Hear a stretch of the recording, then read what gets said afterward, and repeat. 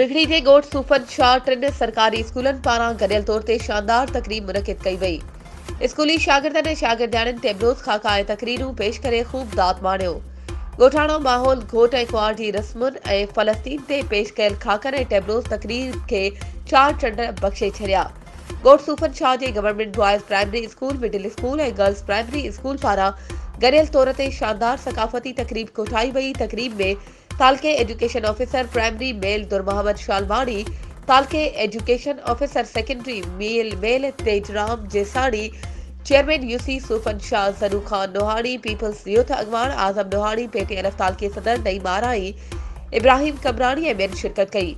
स्कूली ॿारनि सिंधी ऐं उर्दू गीतनि ते टेबलोस पेश करे ख़ूब दाद माणियो। सिंधी ऐं अंग्रेज़ी तक़रीरुनि ज़रिए स्कूली ॿारनि सक़ाफ़त ते रोशनी विधी। तक़रीब खे उस्तादनि ऐं आयल महिमाननि ख़िताब कंदे चयो त ख़ुदा जी हिन धरती ते सिंध जन्नत मिसिल, सिंध के ज़मीन जे टुकड़े जो नालो नाहे। सिंध असांजे नसनि में गर्दिश कंदड़ उन्हीअ खून ऐं जिस्म में रूह मिसिल आहे। संदसि सक़ाफ़त में शामिल सिंधी टोपी असां लाइ ताज पटको, असांजी इज़त ऐं अजरक, असांजी धरती जी न सिर्फ़ सूखड़ी पर असांजी शान आहे। तक़रीब के मोहम्मद रफ़ी काराई, काज़ी कमर ज़मा, मंज़ूर अली चीलियो, सैयद अली शाह, अब्दुल सत्तार चीलियो ऐं ॿियनि पिणु ख़िताब कयो। वधीक ख़बरुनि ऐं अपडेट्स जे लाइ असांजे चैनल खे सब्सक्राइब कयो ऐं हा, बेल आइकन खे प्रेस करणु न विसारिजो त जीअं असांजी हर नई अचण वारी वीडियो तव्हां ताईं पहुची सघे।